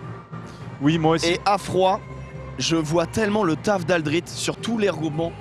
Il est tellement sur tous les ballons. Offensif comme défensif, c'est lui qui déclenche le contre-ruck après sur l'engagement français. Quand on prend 3 points à un moment donné, il déclenche le contre-ruck qui nous amène à remettre tout de suite 3 points. Il est de tous les combats. Moi j'ai adoré le match d'Aldrit et Dieu sait qu'il avait faim parce que il n'avait pas joué. Ça faisait 4 semaines qu'il avait très peu joué, quoi. Moi je mets quand même un petit coq d'honneur pour Paul Willemse quand même pour les 2 énormes cartouches sur Marcus Smith à un moment donné qui était Il y en a une, il l'aplatit dans le terrain quand même. Il y en a une, je suis bien content de pas la revoir à la vidéo quand même, tu vois. Mais en vrai. Ah oui, en tout cas, mais il y a de l'amour. Il y a beaucoup d'amour sur ces Il y avait deux. énormément d'amour. Il y a- Willem, quand il t'aime, il te donne, quoi. Ah Tu oui, vois, à un moment donné. il te donne énormément. En tout cas pour Je viens de revoir l'image, mec. Ouais, c'est vrai, Ah ouais. vraiment, il l'aplatit dans le sol, c'est fou. en tout cas, je vois aussi dans les gens, vous avez beaucoup aimé Ramos et aussi les 2 essais évidemment de Damien Penaud. D'ailleurs, en parlant de ce France-Angleterre et donc du coup le débrief de cette rencontre, mais aussi le fait de se projeter sur ce France-Pays de Galles, on vous propose, comme il y a 2 semaines, un extrait exclusif de Destin Mêlé, le Destin Mêlé l'avant-dernier du coup. Bien parce sûr. qu'il Il y a eu le Destin Mêlé qui est sorti lundi après la victoire sur la préparation du match. Ceux qui ne savent pas ce que c'est que Destin Mêlé, c'est une série sur YouTube faite par la Fédération française de rugby pour voir les off un peu comme une série Netflix, tu vois, mais qui est vraiment tournée par la Fédé, par la com de la Fédé. Et honnêtement, c'est trop cool de voir ça. Je sais que les Anglais faisaient ça il y a quelques temps. Et le fait d'avoir ça chez nous, pour toutes nos équipes de France, que ce soit les jeunes, le masculin et le féminin, et ça fait extrêmement plaisir. Et donc là, on a une exclue évidemment. sur le Destin La Mêlé vidéo qui sortira sortira après le match du coup. Ouais, elle sortira après le match, donc n'hésitez pas, début de semaine, du coup je pense, le temps de monter ensuite ce qui va se passer, évidemment tout ce qui va se passer aujourd'hui, mais exclusivité, on vous passe l'extrait de Destin Mêlé qui sortira début de semaine. Bonjour tout le monde, vous mettez, vous pouvez vous mettre 2 ici et puis tu viens Cameron, s'il te plaît. Les leçons finalement qu'on tire de l'Angleterre, et notamment sur une comparaison avec l'Irlande, c'est une chose qui nous paraît intéressante à explorer. L'objectif, il va être à la fin, in fine, de garder 3 idées motrices pour pouvoir les rediriger. Je pense que la préparation contre l'Angleterre a été bonne, stratégiquement, on était en place, physiquement on était mieux. L'après-match de l'Écosse nous a lancé. Je pense qu'on fait quoi, même tu as fait des trucs comme ça, on se retrouve avec toi dans les salles repas là et tout. Et après on est passé au moins à ça nous a jeté vers. Ouais, bien sûr, totalement. Je pense que l'excitation du challenge aussi, de taper les Anglais chez eux. Au-delà de ça, un truc auquel j'avais pensé, c'est que contre l'Angleterre, tu vois, dès le début du match, la stratégie qu'on avait travaillée toute la semaine, elle a fonctionné, et du coup ça nous a mis en confiance sur la stratégie qu'on avait travaillée, tu vois ce que je veux dire? Parfois quand on fait des très bons résultats, c'est parfois un peu difficile à appréhender. Donc ouais, on a fait un bon travail tout au long de la semaine, que ce soit dans notre préparation collective, mentale, sur le plan tactique, rugbystique aussi. Voilà, je pense qu'on a fait le tour et on est prêt pour ce week-end. Partie très intéressante, c'est la... Oh là là, et là on va dire l'ambiance qui commence. L'ambiance qui monte Les gens qui commencent à se chauffer, le speaker du Stade de France bien sûr qui commence un petit peu à exciter les supporters qui sont déjà installés. Je vois des drapeaux évidemment français, c'est beau ça. J'ai même vu des drapeaux bretons, c'est pour vous dire. Je vois des drapeaux gallois bien sûr qui sont là. On va donc les Gallois qui s'échauffent là. Et les Gallois qui commencent à s'échauffer, effectivement les 3 quarts qui... Ouais, ça commence à s'échauffer. Ouais, ça commence à arriver sur le terrain au compte-gouttes. Nous aussi d'ailleurs on va commencer à s'échauffer, à monter un peu en température pour cette rencontre. Et pour ça je vous propose qu'on s'attarde sur la composition de cette équipe de France, l'ultime composition donc de ce tournoi du 6 Nations 2023. La dernière avant... le prochain match officiel, donc la Coupe du Monde. Point rapide. Prochain match officiel Coupe du Monde, mais on précise quand même pour ceux qui ne savent pas, il y a les matchs de préparation en août, il y aura 4 matchs de préparation, dont 3 en France, contre l'Écosse, un match en Écosse, contre l'Australie et contre les Fidjiens. Petit point rapide aussi, rapidement, pour vous dire que sur Écosse-Italie, actuellement 12-6 toujours pour l'Écosse avec 2 essais donc pour l'instant pour le 15 du Chardon. Composition donc, une équipe qui... est très peu remanié. Évidemment le grand changement c'est le retour évidemment du pilier droit Winnie Antonio donc qui fait son retour. On a appris la blessure de Aldeguerri aussi malheureusement donc qui va retourner au stade toulousain. Retour de Winnie Antonio qui a donné en plus une interview très intéressante sur son physique et comment est-ce qu'il s'occupait de son physique, parce que c'est vrai que voilà, pilier droit il a quand même un physique atypique, il est particulièrement massif pour un joueur de rugby. Moi j'ai bien aimé le moment où on apprend qu'il dit si je suis en dessous de 146 je fais des matchs de merde, alors il faut que je mange un petit peu. Bon, si je suis avec les gosses et qu'il y a un petit carré de chocolat, bon je vais pas me priver quoi. On n'a pas vraiment les mêmes problèmes dis donc avec Winnie Antonio. Antonio. On a les mêmes problèmes avec Winnie Antonio. Et ce qui est marrant c'est que genre apparemment il est tablé à 146, 148, un truc comme ça. Et il y avait Danty à côté de lui qui a dit aux journalistes, moi vérifie quand même parce qu'à mon avis il est peut-être un petit peu plus. Mais c'est dire l'importance de ce pilier qui a un physique phénoménal. En plus d'être lourd, il est très grand. Et pour une assise en mêlée, c'est à la fois gênant pour l'adversaire, mais c'est aussi gênant pour lui. Parce que la tenue de mêlée, quand tu es grand et que tu dois tenir absolument au niveau de tes hanches et tes épaules très droit, et forcément plus tu es grand, plus cet espace-là est long, et plus c'est long, plus c'est lourd. J'essaie de schématiser pour faire comprendre un peu aux gens à quel point il faut être gainé et concentré sur les mêlées quand tu es Uni Antonio, sachant que quand tu es pilier droit, tu es le pilier qui subit les doubles impacts sur les deux épaules, et donc forcément tu es le pilier qui subit le plus de Oui, pression. qui va prendre la pression, et donc il faut être. Ça va être, c'est pas tout à fait le même physique à droite qu'à gauche. Vous l'avez remarqué avec Cyril Baille et Winnie Antonio. D'ailleurs, évidemment, les gens disent dans le chat, on embrasse le boucher de Winnie Antonio à La Rochelle. Et d'ailleurs, je vois des drapeaux de La Rochelle aussi dans les tribunes qui sont brandis. On embrasse nos amis rochelais qui sont dans le chat aussi, j'imagine. Hein, les amis de gros public La Rochelle. Gros public La Rochelle, hein, ouais, C'est tout le temps. en fait, en gros, c'est une grosse partie de l'ouest, un peu nord de la France au final, La Rochelle. Nord entre guillemets, hein, parce que voilà, bon, tu dis nord de la France, je pense que y a Grand plein de mecs Ouest. qui ont fait Non, moi je suis d'accord avec toi. Normandie et tout, t'as envie de supporter La Rochelle, c'est à côté de, c'est pas très loin quoi. Normandie, c'est pas très loin, c'est pas côté quand même. Très loin. Après, toi, t'es citoyen du monde, donc au final, les distances sont faibles pour toi. Non mais mec, par rapport à Bordeaux ou par rapport à notamment t'es plus proche de Bordeaux. Ah, c'est en dessous. Mais non, mais je veux dire, La Rochelle, t'es plus proche de. Ah non, mais tu veux dire la Normandie. Oui. T'es plus proche de la Normandie. Ouais, on fait de la géographie aussi, vous inquiétez pas. Ouais, on fait tout nous. T'es plus proche. La Normandie est plus proche de La Rochelle que de Bordeaux, je suis d'accord avec toi. La Rochelle, c'est tout l'ouest, mec. D'accord, c'est tout l'ouest, d'accord. C'est le grand ouest. Et Rennes, Vannes. Ah oui, mais... Toi qui es breton, ça te parle pas, ça? Oui, mais bon, en top 14, je parle en top 14, mon cher Emery. Ok, bro. Donc pour cette composition, on a aussi, et pour revenir sur la composition de l'équipe de France, on a Théo Fifenois aussi qui sera titulaire donc à la place de Paul Villemc. Paul Villemc blessé aussi, donc Théo Fifenois qui d'habitude finisseur, cette fois-ci bascule en titulaire pour le début de cette rencontre face à nos amis gallois. Sinon, on reste sur Danty au poste de 12, Ramos aussi, Kroos, Aldrit, Olivon. Oui, après ça change pas trop. Voilà. On reste sur les mêmes et on recommence quasiment. Sur le banc, il y a juste le changement du coup, forcément numérique. Tao est monté, Chaluro arrive, voilà. Chaluro, le Montpellier. Bien sûr. Qui avait déjà fait ses caps, je crois, contre l'Australie, si je ne m'abuse. Corrigez-moi le chat, là, ma mémoire peut-être vacille, mais je crois que c'est ça. Je crois qu'il y avait eu pareil, Tao qui était monté et Chaluro qui était arrivé sur le banc. Petit tour sur cette équipe du Pays de Galles désormais. Alors je me suis amusé un petit peu à regarder puisque du côté du Pays de Galles on a 3 joueurs qui sont à plus de 100 caps, c'est énorme avec évidemment... Belle équipe de 2011. Hein. Ouais. Avec Alwyn Jones bien sûr qui arrive à 157 sélections. C'est la 158e mec. Là aujourd'hui ouais. Recordman du monde de nombre de sélections. Parce qu'on rajoute dans les 158 les 12 qu'il a faites avec les Lions britanniques. Oui c'est ça, il en a fait 12, mais bon c'est tous les 4 ans. Mais tous les 4 ans, il y a 4 matchs, il en a fait 12 déjà. Donc déjà ça te met le niveau d'un mec. C'est déjà assez monstrueux. Ils vont être 4 à la suite de ce match parce qu'il y aura Faletao aussi. La moyenne de sélection du Pays de Galles c'est 66 par joueur. C'est fort. Alors qu'en France on est à 34. Et sachant qu'en plus c'est l'un des leitmotifs de Galtier, c'est le vécu commun. C'est faire un maximum de sélections, donner du vécu à cette équipe. Donc on peut le dire, cette équipe galloise aura plus de vécu que nous.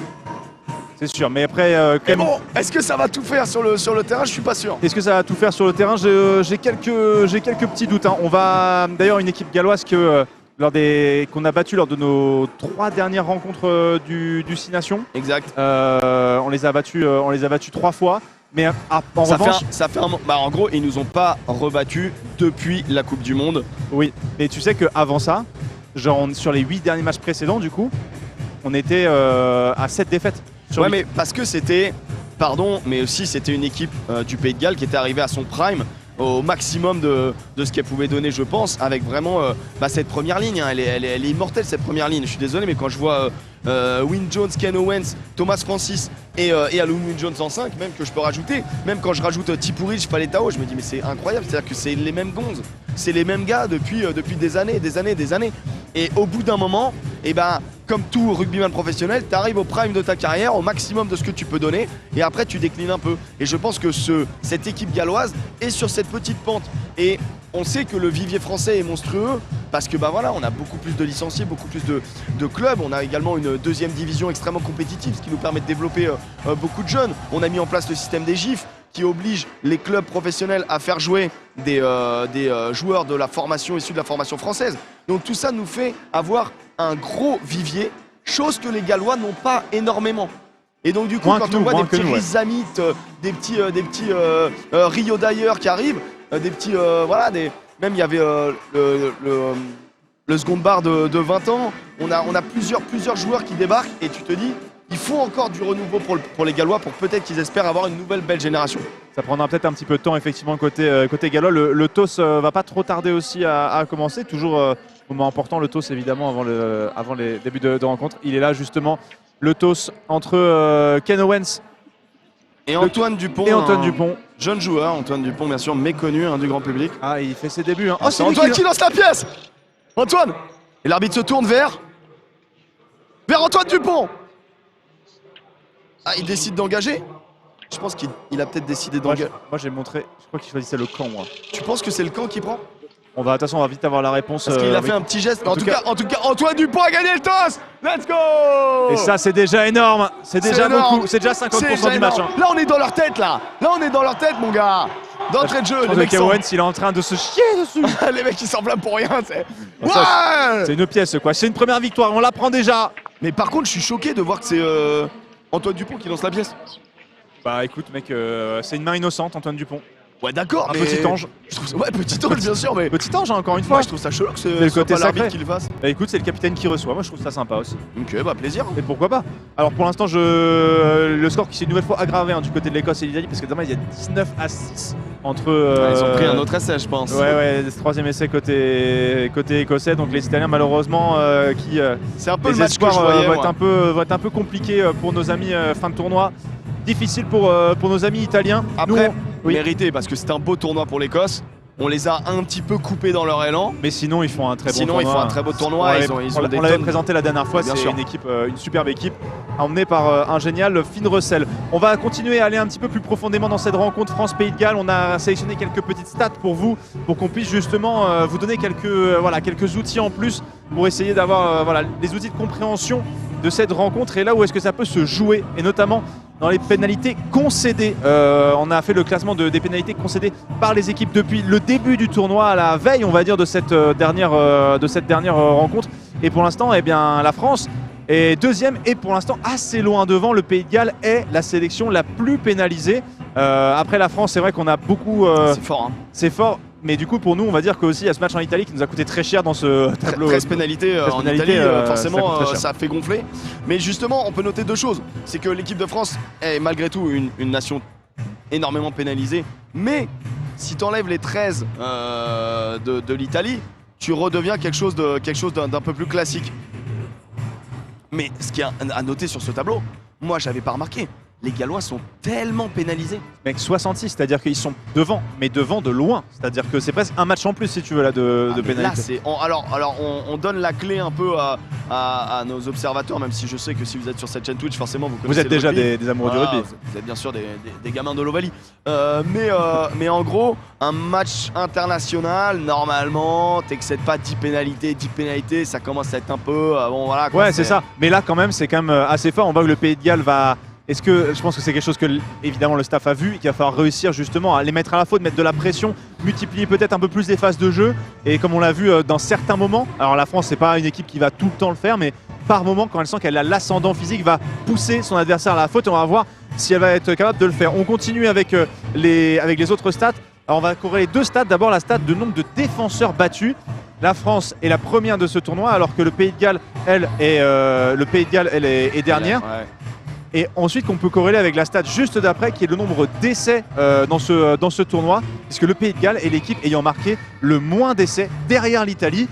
Donc on sent une équipe en panne d'inspiration offensive. Ah bah clairement, en fait, bon là c'est pareil, ils ont retrouvé un nouveau sélectionneur, Pivac a été évincé, retour de Gatland, celui qui est vraiment le sélectionneur des grandes heures du Pays de Galles, enfin des dernières grandes heures du Pays de Galles, parce qu'il y a eu beaucoup de grandes heures du Pays de Galles, mais là du coup, quand tu reprends une sélection, souvent si tu reprends par la base c'est quoi? C'est la défense. C'est le truc le plus, le plus logique à travailler au début avec un groupe. Et après seulement intervient les petites phases offensives. Et là on sent que, moi je me rappelle du match Pays de Galles-Angleterre, c'était d'une pauvreté offensive. Ouais.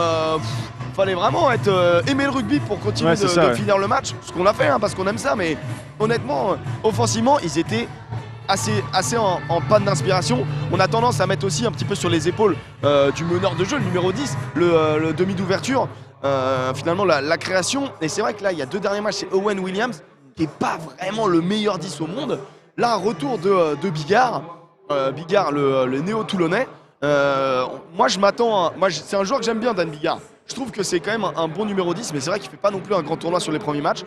Donc à voir, est-ce qu'il va réussir à transmettre un peu d'inspiration? Est-ce qu'ils vont réussir à se trouver derrière, sachant qu'ils ont changé leur paire de centre? J'espère, moi, voir une équipe de France qui se rassure en encaissant peu d'essais aujourd'hui. Et peut-être en mettant beaucoup, parce que c'est vrai que c'était l'une des questionnements qu'on pouvait avoir au début de ce tournoi Destination, notamment avec le premier match face à l'Italie, un peu aussi avec l'Irlande juste après. C'était est-ce que la France a cette efficacité offensive? On a un petit peu douté au début du tournoi et au final, là, on voit que sur les dernières rencontres, en tout cas, on a assuré, mais en même temps, avec les 7 essais marqués face à l'Angleterre, c'est sûr que bon, on s'est fait très plaisir pour les statistiques, quoi. Après, tu prends 3 fois le bonus offensif sur 4 matchs, c'est pas non plus. Voilà, tu sais que cette équipe de France, en fait, elle est létale. Cette équipe de France, avec un rien, elle te met beaucoup de points. Et c'est ce qui est extrêmement dangereux. Et ça, cette identité, qui est très dure à trouver, qui était propre un peu au All Black, moi je trouve. Et aujourd'hui, on l'a en équipe de France. Et même quand ça va entre guillemets un peu moins bien, comme contre l'Irlande, où on a peu de temps dans les 22 mètres, contre l'Écosse, on a peu de temps dans les 22 mètres, mais on termine avec le bonus offensif, tu vois. Donc en vrai, cette dangerosité de l'équipe de France est vraiment quelque chose à louer, quelque chose à garder, et quelque chose qui fait peur chez l'adversaire, je pense. On va continuer sur un peu les matchs dans le match, cette fois-ci avec les duels qu'on vous a sélectionnés justement pour cette rencontre. Et le premier peut-être duel qu'on a décidé un petit peu de vous garder, c'est le duel entre Julien Marchand et Ken Owens, donc le duel de talonneur entre les deux. Ken Owens, capitaine donc de cette équipe, qui capitaine d'équipe, on disait un petit peu en difficulté. Capitaine courage en vrai. Et capitaine courage. En vrai, capitaine courage, parce que lui il sort ses matchs, hein. Honnêtement, je crois qu'il a 36 balais. Il est au talon, on sait que 91e sélection cet après-midi pour Ken Owens. C'est un monsieur, c'est vraiment un monsieur, Ken Owens. Et sur le terrain, honnêtement, moi je trouve qu'il rate pas son tournoi. Qu'est-ce qui se passe? Oh, il y a du Charles Aznavour là dans le stade. Ah ouais, incroyable.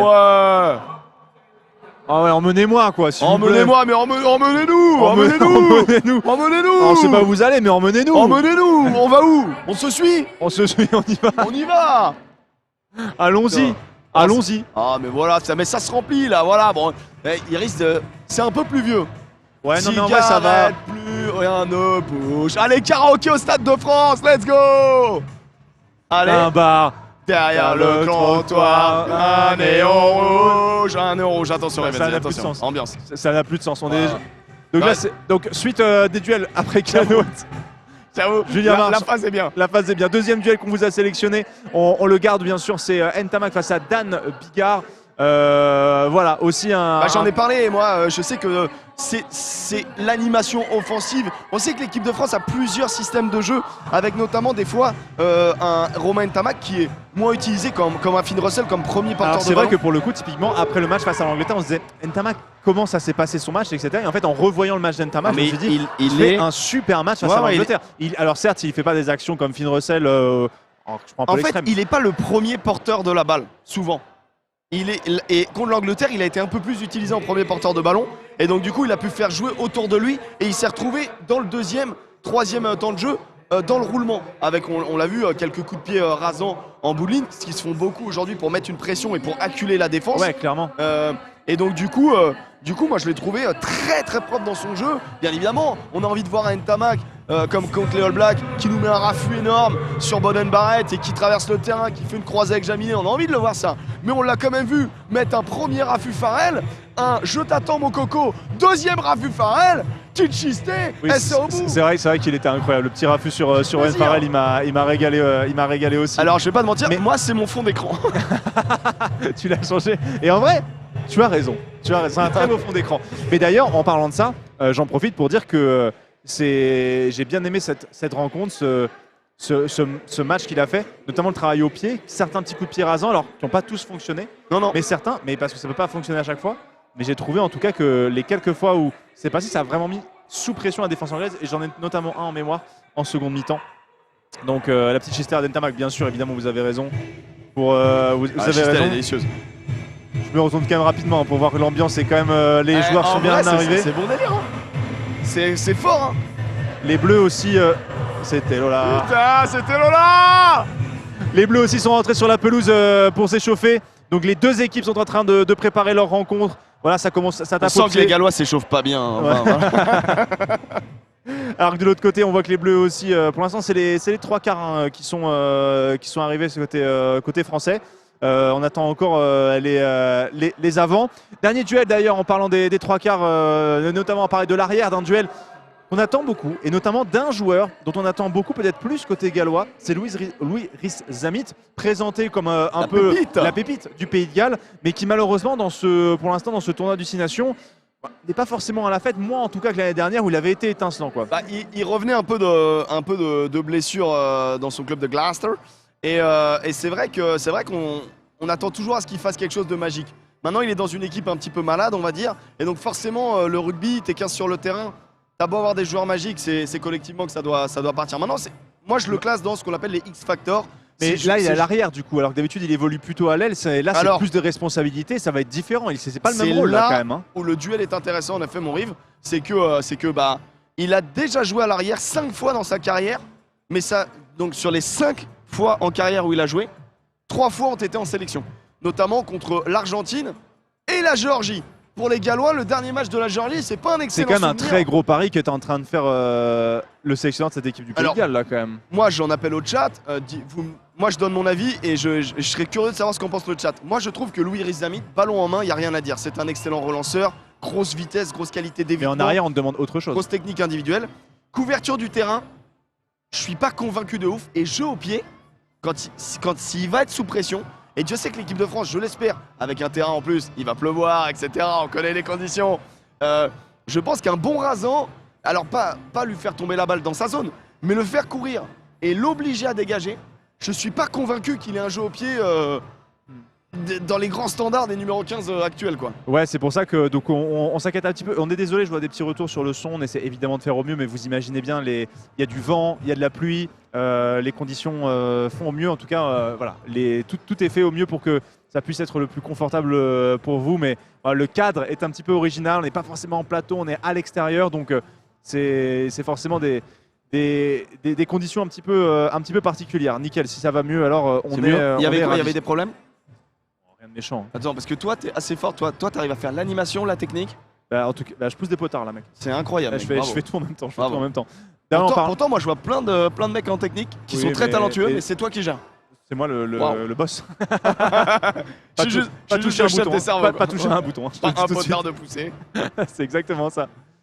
Et donc, pour finir sur ce duel, alors qu'on a effectivement un Thomas Ramos que moi, personnellement, j'avais un petit peu de mal. Enfin, je trouvais qu'il pouvait faire encore un petit peu plus dans cette équipe de France. Il était dans le débat Il était dans le débat vraiment de numéro 15. On parlait de Melvin Jaminet. Et pourtant, ce match face à l'Angleterre, pour moi, je pense qu'il lui a fait du bien. Et on l'a plus vu s'exprimer. Longueur de jeu au pied, réussite au jeu au pied plus importante aussi. Un peu comme Ntama, qui est un peu l'équipe de France de manière générale. Donc, ça va être un beau duel. Mais je m'inquiète pour Rhys-Zammit quand même sur cette rencontre.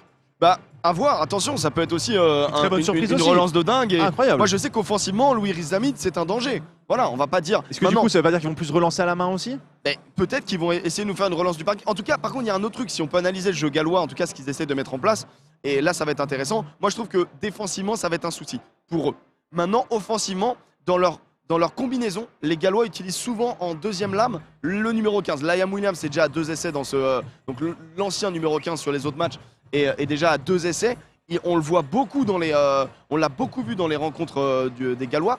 Donc l'arrière fait partie un petit peu des circuits de passe des Gallois et des circuits d'attaque des Gallois. Quand tu rajoutes un joueur un peu plus dangereux qu'un Liam Williams, et peut-être que il va falloir être très vigilant au niveau de Gaël Fickou. Mais bon, il a des stats de plaquage monumental.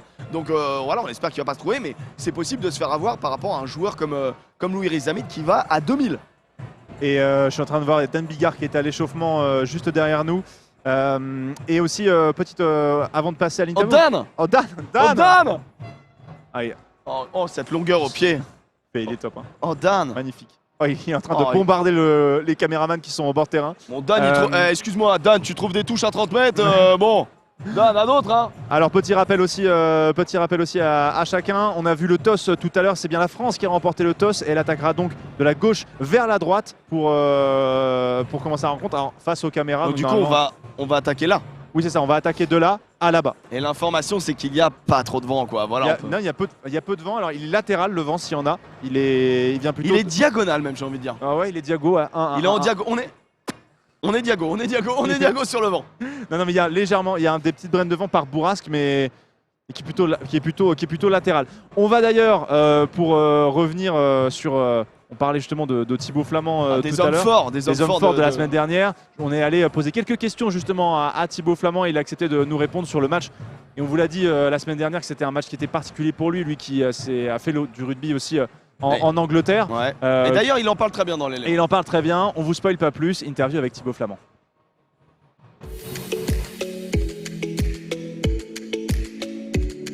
Et ouais, non, c'est sûr que c'était un match très particulier. C'est vrai qu'on n'avait pas gagné là-bas depuis pas mal d'années. C'était un match qui était vraiment important pour nous. On a bien appliqué le plan de jeu, on a fait une bonne performance pendant toute la partie. Donc on était super contents et voilà, c'était très bien. Il était spécial parce que c'est de rejouer en Angleterre, moi c'est là où j'ai passé les échelons du rugby un peu professionnel. Donc c'était particulier de revenir là où j'avais un peu démarré ma carrière professionnelle. C'était très spécial, j'étais assez ému.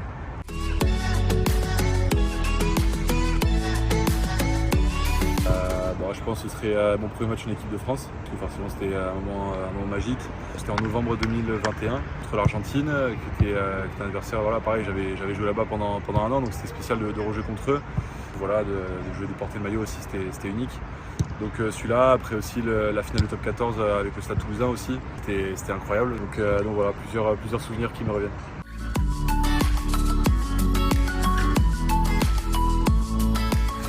Non, je sais pas faire de tango, mais c'est très stylé. C'était énorme. J'ai passé une année de folie là-bas et c'était dingue. J'ai des souvenirs plein la tête, que ce soit au rugby, voilà, avec les potes que j'ai pu faire là-bas, découvrir un peu la culture là-bas, c'était fou. Je jouais à Newman, qui est un club dans la province de Buenos Aires, un peu au nord de la ville. C'est un club vraiment très spécial que je porte vraiment dans mon cœur depuis. Et voilà, je suis toujours bien en contact avec les mecs là-bas et voilà, donc je leur fais une bise.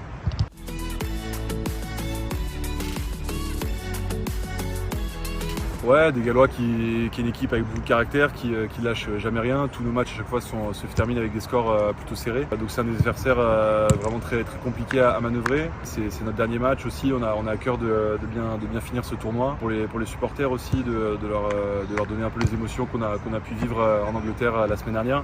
Donc voilà, on aimerait bien finir ce chapitre du tournoi pour commencer sur la préparation de la Coupe du Monde dans les meilleures conditions. Salut Thibaut, bon match. Merci.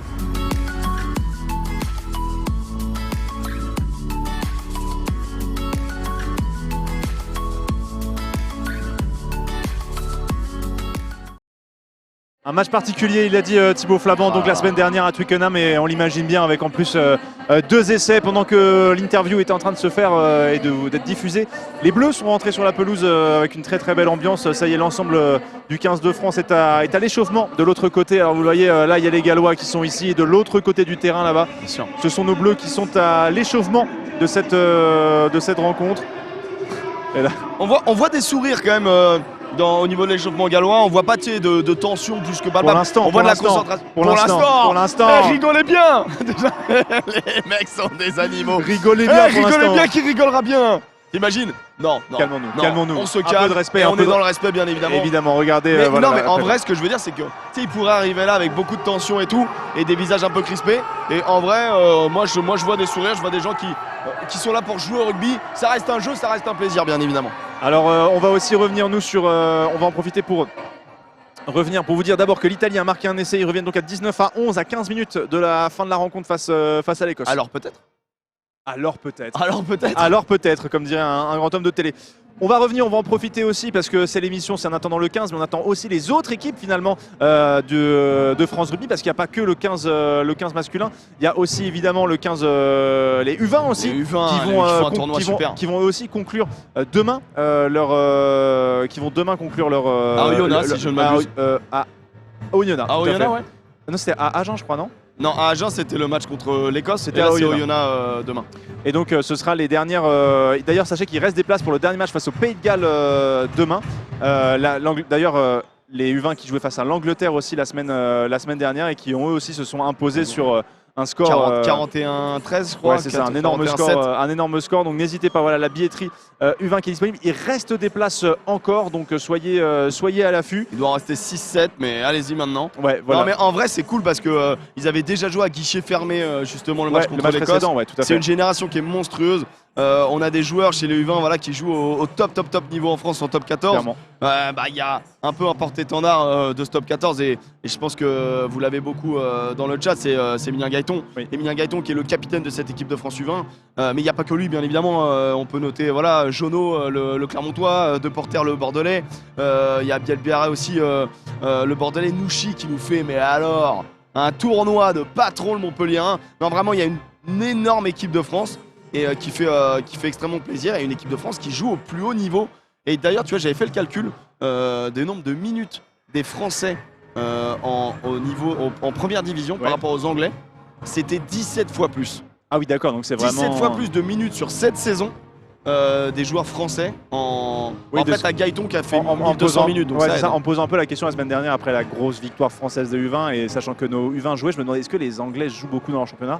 Vraiment, effectivement, des gens m'avaient dit non, très peu, et tu me le confirmes encore aujourd'hui. Je te confirme, il y a que 2 joueurs qui ont joué en première chip, donc la première division anglaise, sur les U20 de l'année dernière, enfin de la semaine dernière.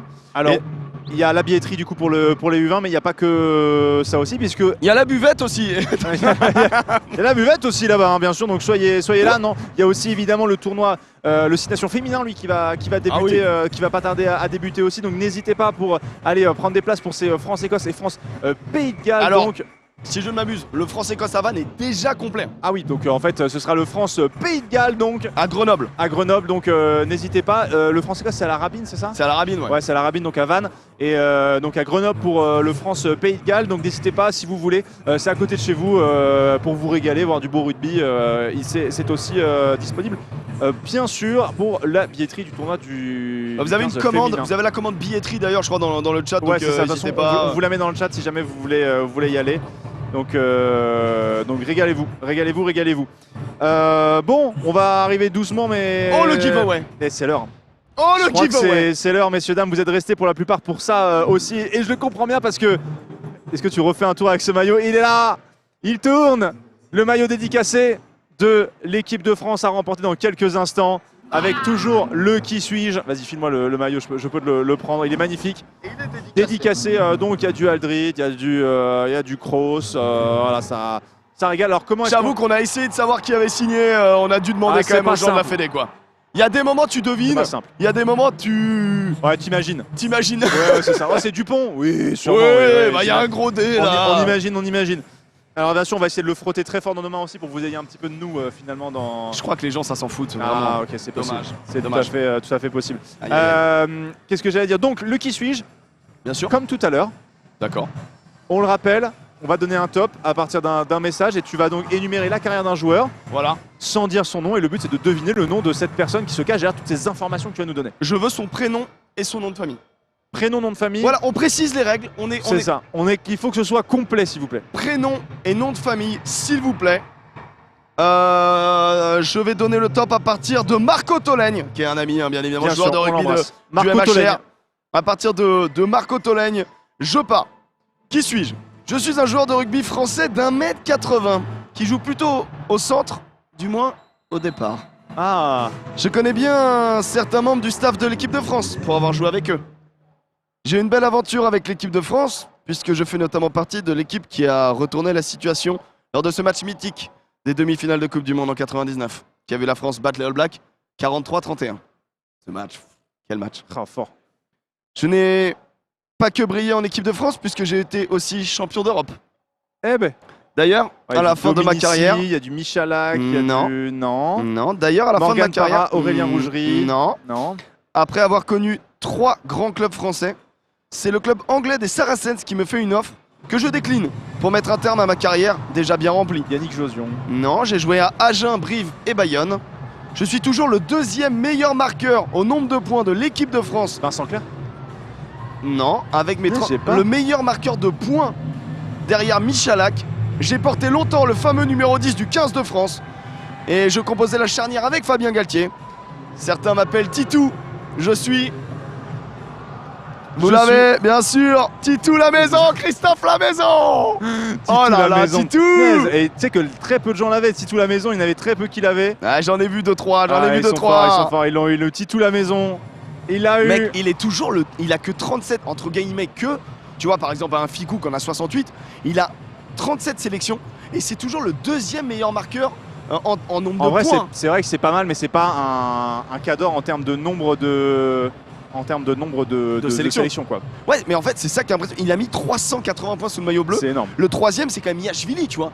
Yachvili, il en a Qui mis des grains. Oui, c'est vrai. 373. Et le premier, c'est Fred Michalak. 400. Christophe Lamaison. Christophe Lamaison, ouais. Incroyable. En tout cas, c'était un beau qui suis-je. Et évidemment, je rappelle la personne qui l'a remporté, qui aurait été le plus rapide. Il faut rester bien à l'affût de ces messages privés sur Twitch. Parce que pour qu'on puisse vous contacter, avoir toutes les informations disponibles. Bien sûr, en tout cas, on n'a plus qu'à vous remercier de nous avoir suivis évidemment pour cette émission aujourd'hui. Petit message aussi. Parce que évidemment vous verrez les joueurs arborer cette petite fleur sur leur tenue. Jonquille. Cette petite jonquille, évidemment, c'est en hommage à l'Institut Curie et à la lutte contre le cancer, bien sûr. Donc voilà, en soutien à la lutte contre le cancer, les joueurs de la rencontre arboreront cette jonquille aujourd'hui, comme nous deux, autour du plateau, bien évidemment. Merci beaucoup en tout cas d'avoir été là, mon cher Aymeric. Ça a été toujours un plaisir, mais l'aventure continue, dis donc. L'aventure continue, puisque juste après, on va se retrouver sur ma chaîne pour faire la viewing party de ce France-Pays de Galles. Je le rappelle, dernier match du 6 Nations pour l'équipe de France, en espérant peut-être remporter ce trophée, en attendant bien sûr le résultat d'Irlande-Angleterre. Un pronostic pour toi d'ailleurs avant de se quitter, mon cher Aymeric. Je vois la France gagner avec le bonus, je vois l'équipe de France gagner un 34 à 7. Et ben je vois, 34-7, je vois un 43 à 12.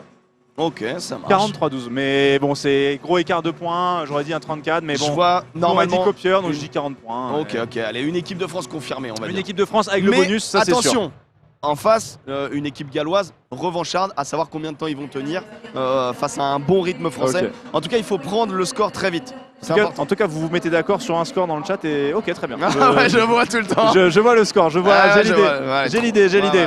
On a l'idée, on a la référence, bien évidemment. Exactement. En tout cas, merci à vous de nous avoir suivis. Merci beaucoup, évidemment, aux partenaires de France Rugby, notamment à Rhino Shield pour bien les jolis cadeaux, bien sûr. Parce qu'ils ont mis un petit pourcentage et tout. Oui, il y a aussi un code promo sur le shop Rhino Shield, donc n'hésitez pas. Si vous voulez aller, il y a un code qui vous a été qui est disponible pour pouvoir Je pense qu'il doit y avoir une commande Rhino Shield. Oui, commande Rhino Shield dans le chat pour l'exclamation Rhino Shield et puis vous aurez les informations. Vous le voyez, le match va commencer dans maintenant une bonne demi-heure. Une bonne grosse demi-heure. Nous, on va se retrouver sur ma chaîne. Installez-vous bien. Je pense qu'il y aura un petit raid sur ma chaîne juste après. Et ensuite, sur ta chaîne, on fera Irlande-Angleterre pour peut-être une victoire du tournoi français. On ne sait jamais si les Anglais s'en sortent. Mais voilà, on a nous aussi des chaînes Twitch sur lesquelles on fait vivre le rugby. Exactement. Mais voilà, n'hésitez pas aussi à suivre cette chaîne de France Rugby qui fait énormément de choses. Vous pouvez également débloquer des tonnes d'emotes si vous abonnez à la chaîne, donc n'hésitez pas. Ça fait grandir aussi le rugby sur la chaîne de France Rugby. Voilà, merci beaucoup aux gens qui étaient à la technique aussi, qui nous ont permis de faire ce plateau aujourd'hui, mais aussi il y a 2 semaines donc pour ce Écosse-France. Donc n'hésitez pas, poussez derrière les Bleus pour cette ultime rencontre. Et puis on se dit à tout de suite sur ma chaîne pour la suite. Donc et la viewing partie de ce France Pays de Galles. Merci tout le monde. Ciao. Merci les copains.